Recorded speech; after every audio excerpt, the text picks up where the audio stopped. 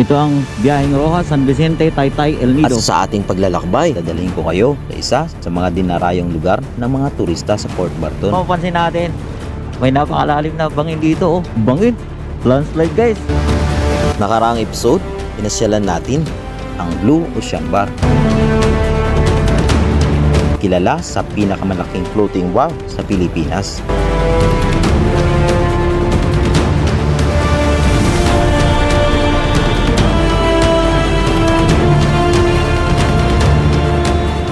Dito, mararanasan natin ang sariwang hangin, tahimik na kapaligiran, at mga tanawing siguradong magugustuhan nyo. Hindi lang ito simpleng resto bar, kundi isa rin itong magandang viewpoint na nagbibigay ng isa sa pinakamagandang panoramic views. Oh, ang ganda rito.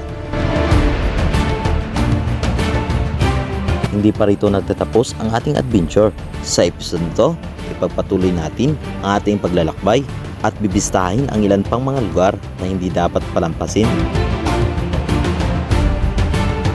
Ito ang Evergreen Bay View, isang viewpoint na nagbibigay ng nakamangang tanawin ng bughaw na karagatan, mga isla at luntiang kabundukan ng Palawan. Tanaw na tanaw natin dito yung pinaka-view ng Fort Barton. At ang Bigaho Water Falls, isa sa mga gandang pasyalan na naghanap ng tahimik na kapaligiran. Pag pumunta kayo dito sa may Bigaho Water Falls, kailangan hindi umulan or tag-init talaga para sigurado natin na malinaw talaga yung tubig. Kung mahilig kayo sa road trips, mga hidden gems at mga lugar na sulit puntahan, sigurado magustuhan nyo ang episode nito. Kaya tara, sanay samahan nyo po kami muli sa aming adventure. Let's go! Umpisahan na natin ang video.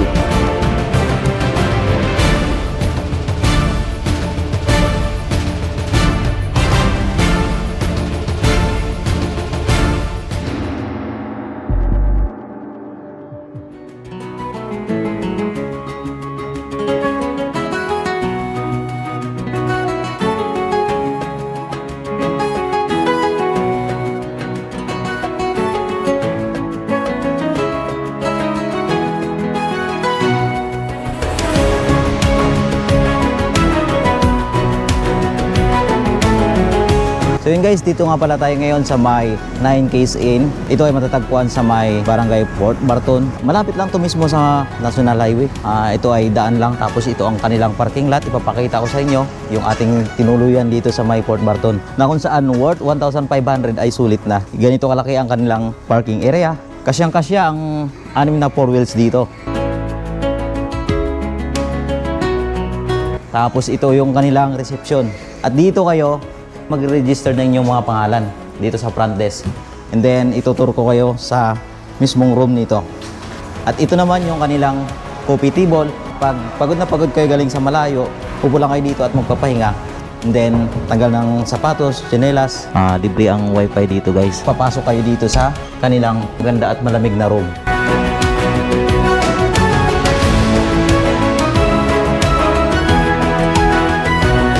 Napakalamig ng kanilang room at ito yung ilaw, maliwanag ang kanilang room.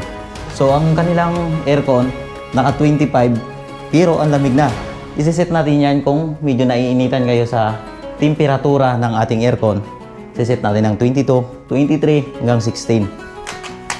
Tapos ito yung kanilang CR or comfort room. Ito yung kanilang ilaw. Tapos pansin natin yung kanilang salamin. High-tech yan. O yan o. O, di ba? Tatlong klase. Tapos ito yung kanilang shower. Tubig na, hot and cold. So itong kwarto na to guys, ito ay naka-promo siya ng 1,500. Good for 2 packs. Tapos pansin natin, yung kanilang floor ay gawa sa ano yan? Sa wood. Nakapatong sa simento. Ganun kaganda yung room nila dito guys. And then, pag gusto nyo mag-charge ng inyong gadget, may dalawang outlet dito. At ito ay yung kanilang window. So buksan nyo lang kung gusto nyo lang walang aircon, bubuksan nyo lang itong bintana. So yun. O diba? Ganun kaganda. Kung gusto nyo ng accommodation na malapit mismo sa pinaka-terminal or beach nitong Fort Barton. So dito lang yan sa may Barangay Fort Barton, San Vicente, Palawan.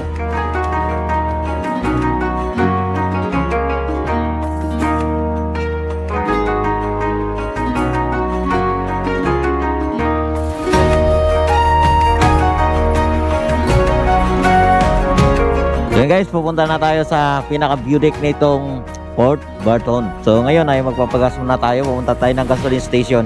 Pagas muna tayo. Dito tayo ngayon sa may purok magkakaisa. So paalis na tayo. Pag pumunta kayo dito, at least nagkaroon kayo ng idea kung ano ba talaga yung itsura nitong Port Barton. Kahit pa paano, makakatulong ito sa inyong travel or inyong journey dito sa Port Barton. Sana mag-enjoy kayo kung kayo ay pupunta dito. So dito ay napakaraming kainan dito guys. May mga restaurant, karinderya, mga buffet. Kakanan tayo dito. So ganito lang talaga dito sa Port Barton kasi may mga part na hindi pa simentado o under repair pa. Magpapagas tayo dito guys. So yun, ipupultang muna natin to. So ang price, magkano ngayon sir ang gasolina sir? 90 pesos. So mas mura dito kumpara doon sa may puerto. May 92 doon eh. Yan, ipupultang lang natin to. So kanina ay nasa 3 bars lang tayo. Ngayon, papultang na siya. 350. Okay na yun, goods na. Apo pa. Ayun, thank you. 350 ang ating kinarga. Thank you. Diesel 95 pesos. Premier 90 pesos per liter. Okay, let's go.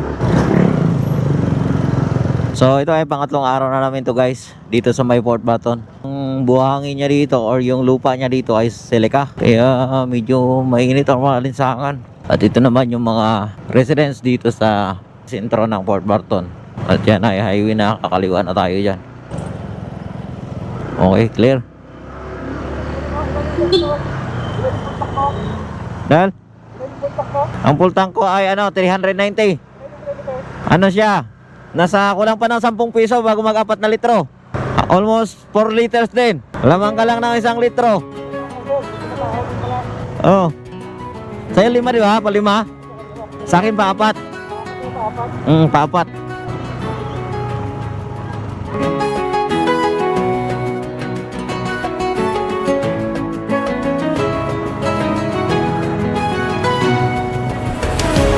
So dumaan tayo ng Chekan Palawan TMFC. Ano ka Dol? So yan, silika itong kanilang mga bundok dito. Pansin nyo guys, yung mga bundok niya dito or nagkakaroon ng landslide. Nga parang putik itong lupa nitong Port Barton. O ayan o, lalambot ng lupa. Dito tayo sa may guys, view deck ng Port Barton. So ang una nakapunta talaga ito si Mang Mags. Napasyalan niya na to. At susunod na lang tayo sa kanya kung saan siya pupunta. Ituturo niya tayo. Ayun, first time natin dito. Ang ganda pala dito.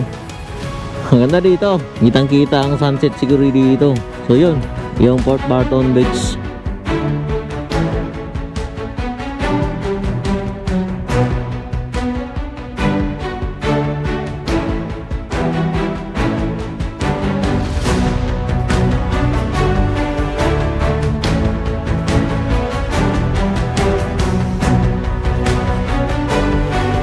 Evergreen.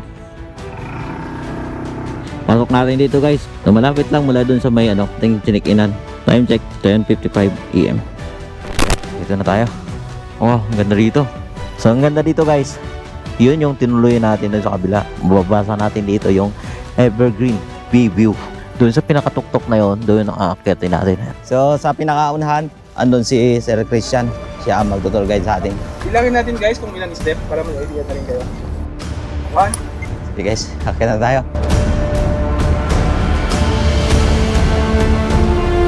Okay guys, mula sa baba. May 27 na. Meron na po kami 27 step. So pahinga lang po muna kami dito sa lihat. Dahil meron pa po tayong hagdan na aakyatin. So ang ganda pala dito. Taas na tayo. 5:56. Woo! Dito na tayo. The Evergreen Hiningal tayo guys. Hiningal. View, So, Bonggalusen pahinga muna Viewpoint. tayo, guys. So welcome sa Evergreen View. So ito ang view deck nitong Port Barton.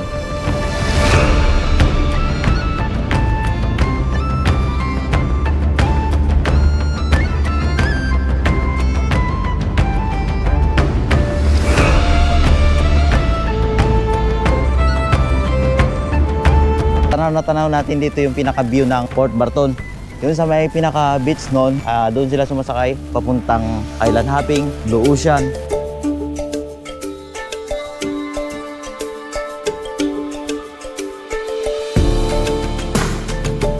At pagdating nyo dito guys sa may ito yung bubungad sa inyo. At ito yung makikita nyo dito sa may pinaka view deck. Maganda kaya. Ayos. Napakaganda dito.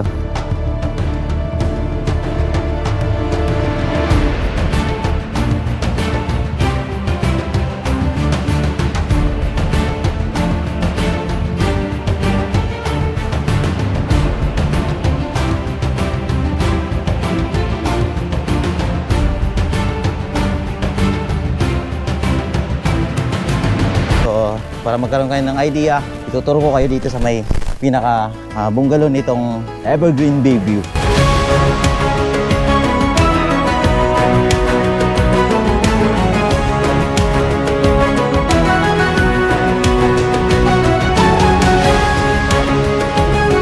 Ang ganda. Ganito ang tsura ng bungalow guys. Kung saan dito, may mesa or coffee table. At doon sa kabilang yon, may bahay doon na meron sahig. Yun. Napakalaki ng kwarto nila dito. Wow, ang ganda dito. Sulit ang view. So magandang umaga po. Ako po si Christian Berba. Caretaker po ako dito sa Evergreen View. Ako po yung nag-maintenance tsaka nag-entertain na rin ng mga guests dito. Mayroon po tayo dito dalawang bungalow. Good for 4 person na po yon. Tsaka mayroon po cottage size for sa couple. Isa pong big bungalow with aircon po yon. Ang price po nun is 2,500. Dito may coffee table sila dito. Ito ay aircon to. Yan, silipin natin yung may aircon guys. Exit. Tapos inclusion guys, ito yung mini ref. Meron siyang kalan. So ito yung CR niya guys. Yan, CR. Halos magkapareho lang yung kanyang design. Aircon lang ang pinagkaiba. Ito ay may aircon. Ayun oh. Aircon yung room nito. Good for 2 packs. Ganda. Ganda. Dito lang yan sa may Evergreen Bay View.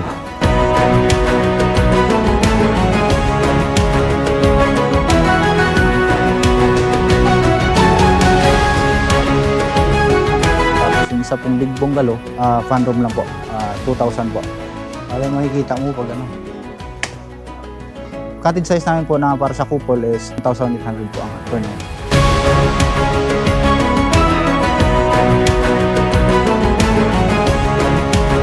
Ang makikita naman po sa loob ng mga bungalow is mayroon pong mini kitchen, bathroom sa loob na rin po. Tapos yung sa bungalow na malaki po, mayroon din po silang kitchen, tsaka bathroom sa inside na rin po.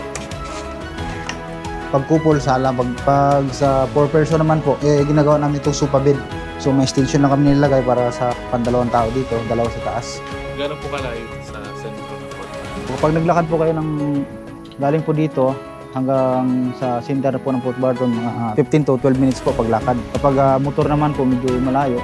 Mabilis lang kasi motor, mga 3 minutes, 5 minutes dito na po.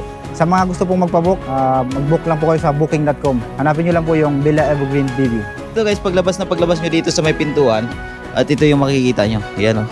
Makikita mo yung view dito ng beachfront nitong Port Barton. Time check, 12 noon. Let's go! Okay, dito lang yan sa may purok mangingisda. Pangunahing hanap buhay nila dito ay yung pangingisda, kaya purok mangingisda. Dadaan tayo ngayon sa may farm. Ituturo ko na rin kayo sa farm dito sa may Port Barton. So, diretso lang tayo. Ngayon yung farm na tinutukoy ni Wenen Palawan, bandang kanan natin. Tingnan natin kung anong mga tanim ang pwede nating makita. So, napakadalang ng kabahayan pag pumunta kayo dito. So, kasalukuyang inaayos or ginagawa itong daanan. Guys, bili muna tayo ng tubig. Isang coke po at isang Opo. Tatawid tayo sa tulay na papuntang farm. At buti nga umulan dahil kung hindi napakadulas at lambot nitong mga lupa nating dadaanan. Ito na pala. Pasukin natin to. Okay. 5 to 10 minutes lang ang biyahe papunta dito sa may sa may farm, Pamana. Park lang tayo dito ng motor natin at tingnan natin kung anong mga makita natin or anong mga tanim na kanilang pinunla dito sa may farm. Welcome to Pamana Chemical Free Vegetable Farm. Ako po si Mrs. Barbara Huang, farm manager po ng Pamana Pamuayan. Nagsimula po itong Pamana noong December 2022. Hindi po kami nag-i-spray ng mga herbicide na yan. Talagang pre-chemical po kami dito. Ayun po, yung makikita dito sa aming farm is meron po kaming sitaw, dahon sibuyas, sweet basil, meron po kaming mani, meron pong okra, meron pong talong. So yun, ganda ng kanilang talong. Wow. Ito naman yung kanilang sitaw. Walang chemical. Tanim ng okra. Ito naman yung kanilang lettuce. So ganyan yung itsura ng kamuting kahoy. Nakalinya siya. Pagtanim. Tapos ito yung sibuyas nila. At ito naman guys yung mani. So napakaraming bunga ng kanilang sili guys. Halos ang isang puno, nasa 30, ang dami. Pamaraan po na magtatanim namin dito is organic po kami. Hindi po kami gumagamit ng mga binibiling herbicide po sa tindahan. Is tagang gumagawa po kami ng aming mga pang-spray na mga concoction po para po sa pampabulaklak, mga fertilizer. Like po ng FFG, Fruit Plant Juice. Yun naman po ay yung mga hindi na namin napapakinabangan katulad po ng saging na nabubulok na. Ayun po yung ginagawa namin para po yung pang-spray po. Opo. Yung doon naman po para sa mga insekto po is yung OHIN. Yung mga ingredients po noon is yung luya, bawang, sibuyas, at saka sili po din, molasses. Ipe-ferment namin po yun ng 1 week or more. O sa mga local or turista, kung gusto po ninyong magpasyal, pwede po kayong magpitas ng gulay. Pre-chemical po siya, organic po kami dito. So dito tayo nanggaling sa may Pamana Farm.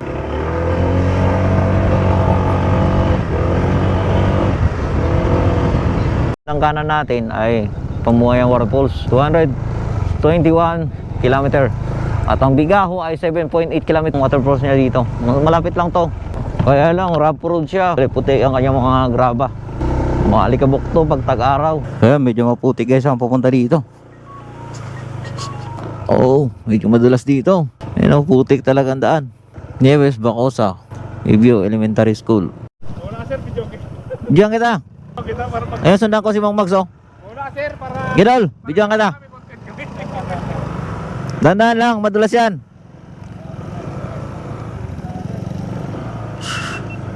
Napakadulas guys, may mga gamit pa naman tayo. Ayun, oh. So putik itong daanan ng papuntang Bigaho. Matubig pati.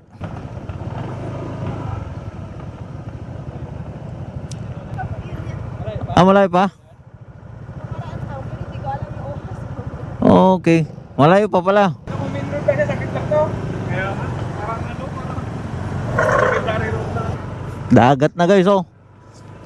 Pansin nyo, sa gilid tayo ng dagat dumadaan. Tapos ganito ang daan papuntang waterfalls guys. Lubak-lubak. At malalaki yung mga bato. Ang tatalas.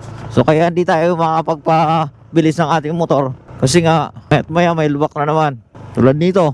And guys, tingnan nyo, napakataas ng bangin dito. Prince John Sunset Color Bars Beach Bar and Restaurant, Long Beach, San Vicente. Hindi pa, layo pa. Layo nga. Rough road kasi kaya hindi tayo makapagpabilis ng motor.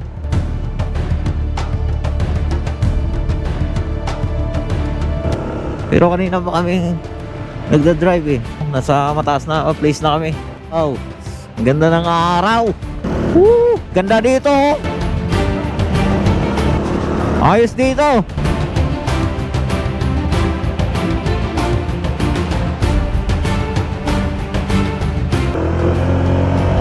Woo! Ganda.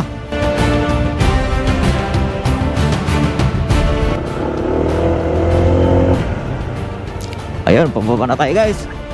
Layo naman dito. Oh no.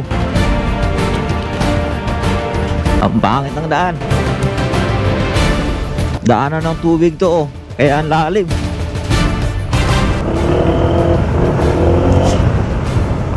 Ayun, bubaba na tayo. O dito tayo. Ano ang tubig to? Tubig tabang? Go, go, go, go, go, go, go. Kaya ko malalim eh. Private beach house. Giligan Resort, Port Barton, Long Beach, San Vicente, Tagaknes. Ang dami palang resort dito. Ang ganda ng pools na to. Ginawan talaga ng daan, ng access road para mapuntahan ng mga riders. So yan, napakaganda na ng daan guys. Saan banda dito yung Bigaho Waterfalls? Malayo pa yan? Malapit lang po. Papasok dyan? Gano'ng kalayo mula rito? May 1 kilometro? Papasok lang konti. Sige po, salamat po. So yun, dito na tayo guys sa may kanto ng Bigaho Falls. So sana malapit lang ang ating pupuntahan dito sa may Bigaho Waterfalls. Sa tinuluyan natin mapunta dito, mayroong 9 kilometers, napakalayo. Dito na yung kanyang reception at dito tayo magtatanong. Ano nakalagay? Bigaho Falls? Welcome to Bigaho Falls. Malayo daw. Baka sa edits kasi daw. Park tayo dito. You know. Alright.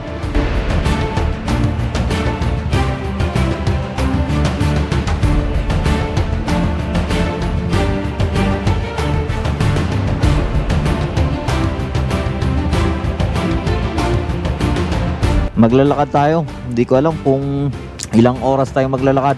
Welcome to Bigaho Waterfalls parking area. So dyan natin pinarking ang ating mga motor. So dito ang registration area. Papunta ang Bigaho Waterfalls. Kamunisip lang ng San Vicente, tag 20 lang po. Taga San Vicente kami. Ibig sabihin, tag 20 lang sa amin, Nay. Pag taga Puerto daw, 40. 40. Ay, ganon. Mulan po kasi kanina mga alas 12. Yan. Opo. Ano po kasi mula nung nagbagyong Tino, nung November, nagkaroon po kasi landslide ba? Kaya kung mag-ulan po, madali lang siyang lumalabo. Hindi Okay. po katulad dati na wala pang landslide na kahit malakas po, ganun kaulan, di pa rin yung makalabo. Ang landslide po kasi yung dahilan. Yun lang. 6 minutes. Oh, pasukin natin. Pasok natin yung motor natin dito. Oo. Kailangan lang natin mag-register dito, guys. Sulat lang natin pangalan natin, address, tapos perma na. Pasyalan natin ang Bigaho Waterfalls kahit medyo malabo. Dito na tayo eh. Kailangan natin puntahan talaga. So yan yung kanilang comfort room, guys. Oh. Nga lang, ang pupuntahan natin na waterfalls, ganito kalabo. Ibig sabihin, lumalabo siya. Dala ng ano yan, dala ng may mga lupa kasi na gumuho sa taas. Kaya ganyan na kalabo. Or umulan. Napakalambot ng lupa dito. Ganda sana kung di umulan. Linaw niyan. Hindi pa naman yan ang falls doon sa pinakataas. 6 minutes daw. Ibig sabihin, akit tayo ng bundok. Mamaya papaliparan natin ng drone, guys. Doon sa pinakatuktok nito. Yan, falls na rin yan eh. Kaya lang na ano lang, malabo nga lang. So akit pa tayo sa pinakataas nito. Ayun, doon na yata. Dito kitang-kita na natin ang waterfalls. So dito may daanan talaga siya. Ito na. Wow, dito na tayo, guys. Tingnan nyo naman kung gaano kaganda itong Bigaho Waterfalls. O, di ba? Dito, pansin natin dito, sukulit lang talaga. Pero pag dito, puti din, o, tiyan mo. Pag naiilawan niya, kulay puti din. So, kailangan natin doon pagtisan. Umulan kasi.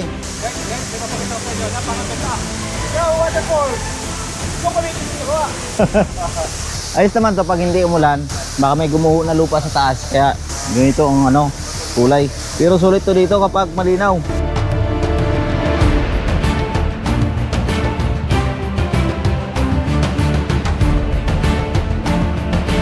Pag pumunta kayo dito sa may Bigaho Waterfalls, kailangan hindi umulan or tag-init talaga para sigurado natin na malinaw talaga yung tubig.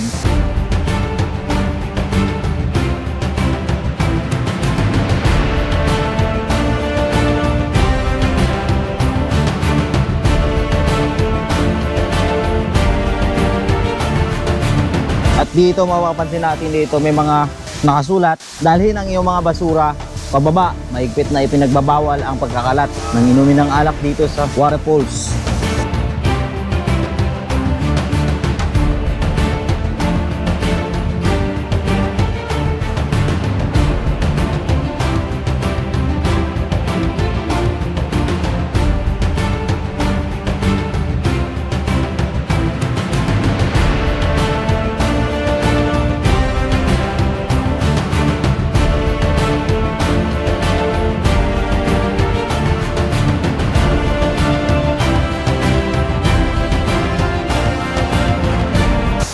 So yun guys, kahit paano na ipakita natin sa inyo kung gaano kaganda itong waterfalls at pintahan natin. At nagkaroon kayo ng idea kung tag-ulan, itong waterfalls ay ganitong kulay.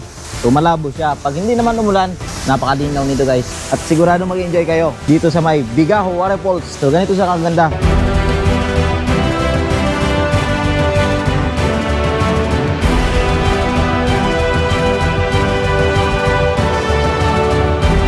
Yun, uwi na tayo guys. Time check, 5:10 PM. So, uwi na tayo. So, malapit lang rin siya. Nasa 2 kilometers lang mula dito sa may highway. At dito naman, napakaganda rin ng daan. Nakasiminto to eh. Ayun oh, mintado siya.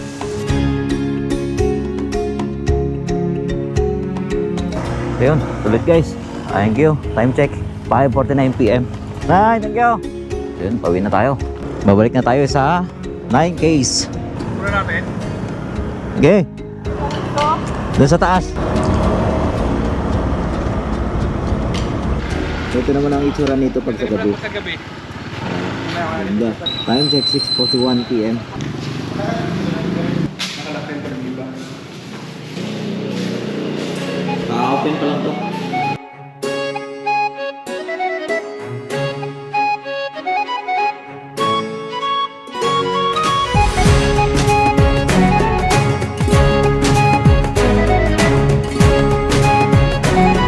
So mag-dinner muna tayo, kakain tayo. Kaya natin kung anong ulam o pagkain ang mas magandang kainin mo ngayong gabi. Ito ang itsura ng Port Bacon kapag sa gabi. Pupunta tayo ng Baybay. So dito na pala yan guys. Ayan o, tatabing dagat pala yan. Ganda dito. I never got it, why'd you have to go? I guess this world's too slow for you. I think there's beauty in the gray, the cold, but you just want the gold. And there's no way I can beat it, cause I got no Ayun guys, dito tayo sa may The Beach Club. when it comes to love. Ayun, ako saan dito. Ayun lang, pag nakaupo ka dito. Ito lang, ang tapat mo ay dagat na yan. Welcome po sa ating mga bagong dating. Good evening. Welcome to the Beach Club.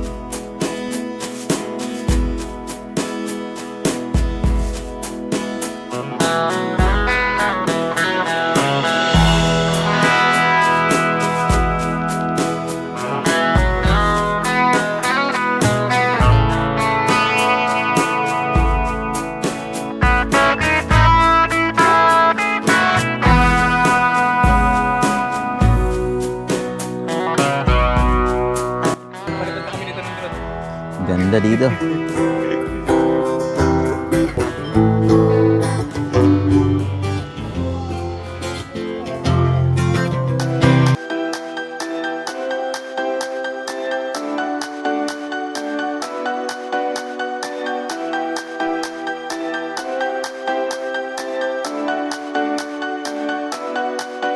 Tonight we will fight for the right to stay alive, 'cause you know we live for the music. We are breathing love. And tonight we will fight for the rhythm of our life, and we'll always keep on dancing. We are breathing love.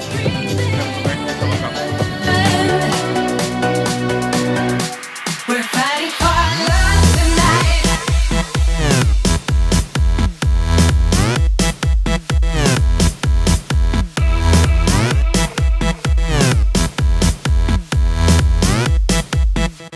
We're fighting for our love tonight.